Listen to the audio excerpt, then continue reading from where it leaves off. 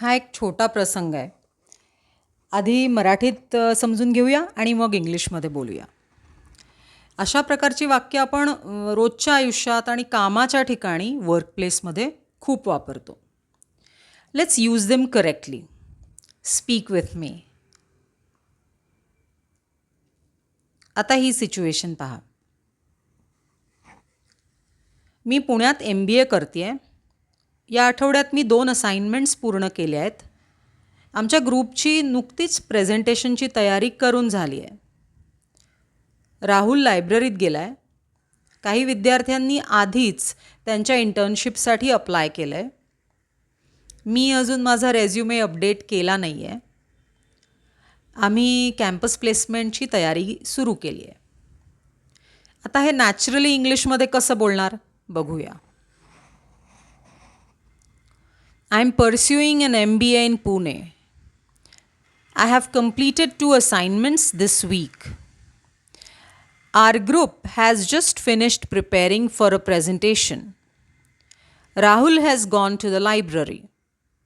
Some students have already applied for internships. I haven't updated my resume yet. We have started preparing for campus placements. Good. आणखी एक situation बघूया. आज ऑफिसमध्ये खूप काम होतं. मी माझा रिपोर्ट पूर्ण केला आहे. सीमा क्लायंटच्या भेटीसाठी गेली आहे. आमचे मॅनेजर सकाळपासनं मीटिंगमध्ये आहेत. आम्ही नुकतीच प्रोजेक्टची चर्चा पूर्ण केली आहे. काही टीममधले सदस्य अजून आलेले नाही आहेत. कंपनीने नवीन धोरण जाहीर केलं आहे. आता हे इंग्लिशमध्ये बोलूया naturally. Today has been a busy day at the office. I have completed my report. Seema has gone for a client meeting. Our manager has been in meetings since morning. We have just finished the project discussion. Some team members haven't arrived yet. The company has announced a new policy. Good.